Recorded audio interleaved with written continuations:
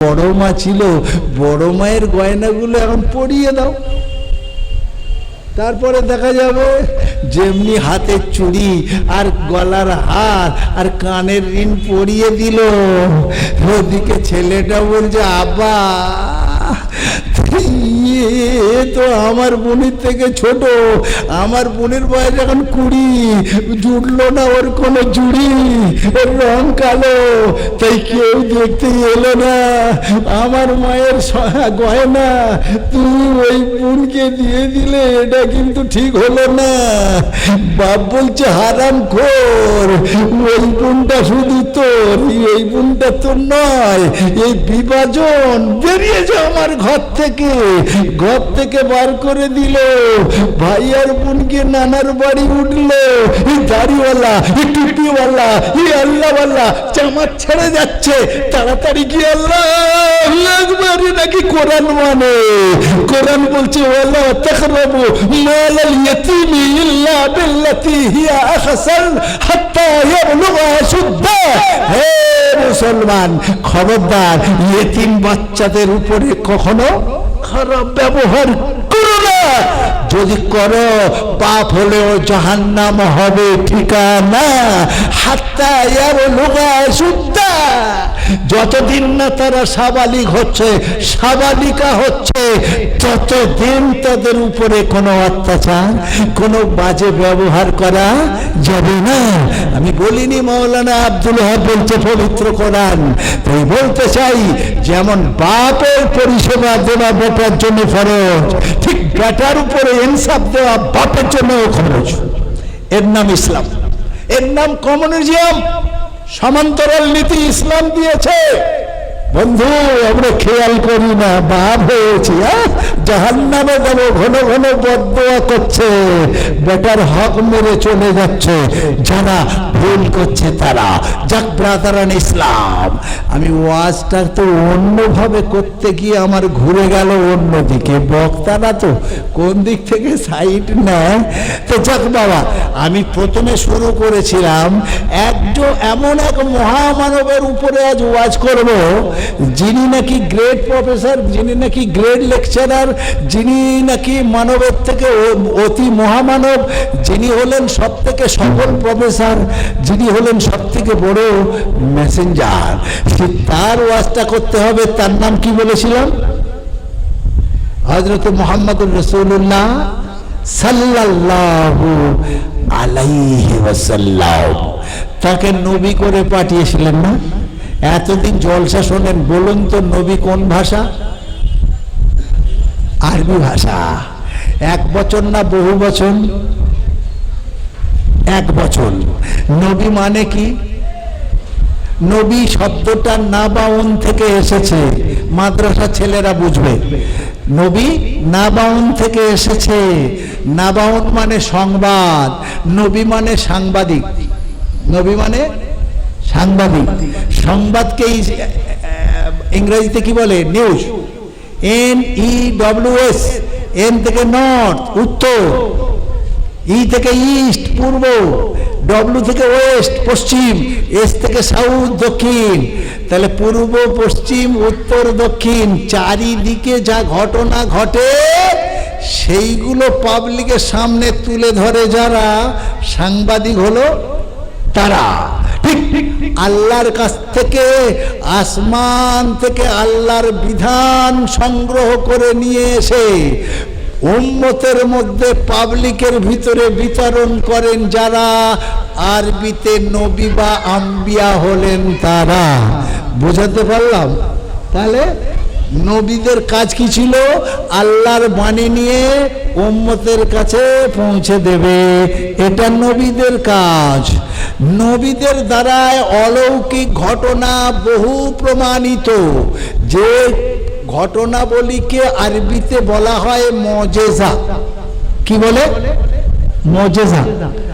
আর আল্লাহওয়ালা যারা, আল্লাহর ওলি যারা, অর্থাৎ নবী আম্বিয়াদের থেকে যারা কিছু পেয়েছেন, কি বলে, নূর পেয়েছেন, হেদায়েত পেয়েছেন, তারা হলেন আল্লাহর ওলি।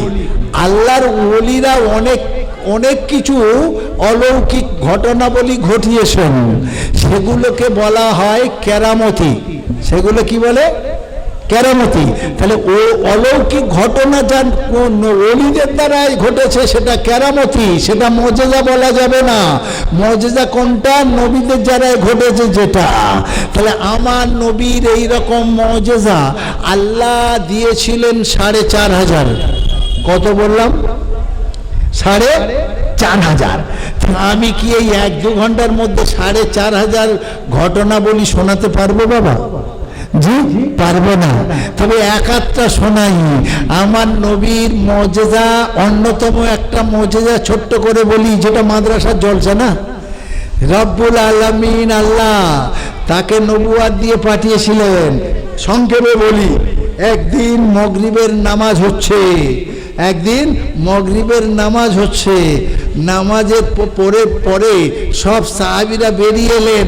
ভিতরে ছিলেন একজন, চিৎকার করে খুব মানে কান্নাকাটি করছেন, খুব চিক মেরে কেঁদে উঠছেন। নবী বলছেন, এই সাহাবীরা দেখো তো, সবাই চলে এলো, অন্ধকারে মসজিদের ভিতরে কে কাঁদছে? সাহাবীরা গিয়ে দেখছেন হযরতে আলী রাদিয়াল্লাহু তাআলা আনহু কাঁদছেন। কে কাঁদছেন? আলী। তাহলে আলী কে ছিলেন? নবীর কে? জামাই। তাহলে জামাই কেন কাঁদছে? সাহাবীরা এসে বলছেন, ইয়া রাসূলুল্লাহ, ইয়া হাবিবাল্লাহ, আপনার জামাই হযরতে আলী কাঁদছেন। রাসূল দ্রুত ঢুকলো, কি বলছেন, আলী কি ব্যাপার, কি বিপদে পড়েছো, এইভাবে কান্নাকাটি করছো, আমাকে বলনি? আলী বলছেন, ইয়া রাসূলুল্লাহ, ইয়া হাবিবাল্লাহ, বড় লজ্জাজনক কাহিনী, বড় শরমের কথা, কি করে বলবো আপনাকে, হ্যাট হয়ে যাচ্ছে আমার মাথা। বলে কি? তুমি বলো। আমি তো, আল্লাহ তো আমাকে অনেক মুজিজা দিয়েছেন, ক্ষমতা দিয়েছেন, তোমার কি অসুবিধা আমাকে জানাও। ইয়া রাসূলুল্লাহ, ইয়া হাবিবাল্লাহ, আমার সংসারে দারুণ অভাব দেখা দিয়েছিল। একদিন কাজ হচ্ছিল, 2-4 দিন কাজ পাচ্ছিলাম না। হাসান হোসেন ফাতেমার মুখে আমি রুটি অন্ন জোগাতে হিমশিম খাচ্ছিলাম। আমি ভাবলাম জনমজুরি খেটে আর সংসার চলবে না, কোনো একটা ব্যবসা বাণিজ্য করতে হবে, মিনিমাম 200 দিরহাম আমার লাগবে। অনেক মুসলমানের কাছে খরচ চাইলাম, 200 টাকা দাও, 1 মাস পরে দিয়ে দেবো ইনশাআল্লাহ। কোন মুসলমান আমাকে দিতে পারলো না।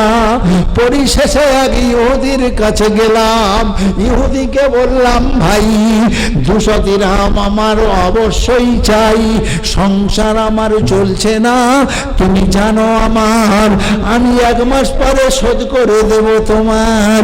ইহুদি বলছে, তুমি যে 1 মাস পরে শোধ করবে নিশ্চয়তা কি আছে? তোমাকে 200 দিরহাম দিতে পারি। তোমার যে 2 পুত্র সন্তান আছে, হাসান আর হোসেন, ওই 2টোকে জামিন রাখতে হবে। 1 নভেম্বরের সূর্য অস্ত, মানে কি বলে 31শে অক্টোবরে সূর্য অস্ত যাবার আগে আগে টাকা পরিশোধ করতে হবে, লিখিত চুক্তি করতে হবে। যদি না টাকা দিতে পারো তাহলে হাসান আর হোসেন চিরদিনের মতো আমার কাছে গোলাম থাকতে হবে। আলী বললেন, একটু সময় দিন। বাড়িতে গিয়ে বলছেন, ফাতেমা তোমার কি সিদ্ধান্ত একবার বলো না। কারোর কাছে টাকা পেলাম না, ইহুদির কাছে টাকা চাইতে গেলাম, ইহুদি বলছে টাকা দেবো, একটা শর্ত দিলাম। শর্তটা কি ছিল বাবা? বলছে শর্তটা হলো, নির্ধারিত দিনে সূর্য অস্তের আগে যদি দিতে না পারো, হাসান আর হোসেন আমার কাছে চিরদিনের মতো গোলাম হবে।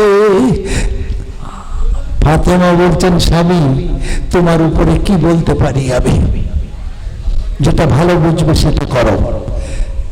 জি, অভাবের তাড়নায় হযরত আলী রাদিয়াল্লাহু তাআলা আনহু রাজি হয়ে গেলেন। হাসান আর হোসেনকে জমিন রেখে বন্ধক রেখে 200 দিরহাম নিলেন। কিছু টাকা ধার দেনা শোধ করলেন, কিছু টাকা ব্যবসা বাণিজ্য করতে করতে করতে করতে পুঁজি নিচে খসতে লাগলো। নির্ধারিত দিনের আগে টোটাল টাকা শেষ। সকাল থেকে কান্নাকাটি করছেন, কার কাছে না যাচ্ছেন। একজন আপনি যদি একটা ভালো মনের মানুষ হন তাহলে ভিডিওতে একটি লাইক অ্যান্ড চ্যানেলটিকে সাবস্ক্রাইব করুন। আর হ্যাঁ বন্ধুরা, আমি এটা বলি যে সাবস্ক্রাইব করতে কোনো টাকা লাগে না, তাই কিপটামো না করে একটা লাইক এবং একটা সাবস্ক্রাইব করে দাও।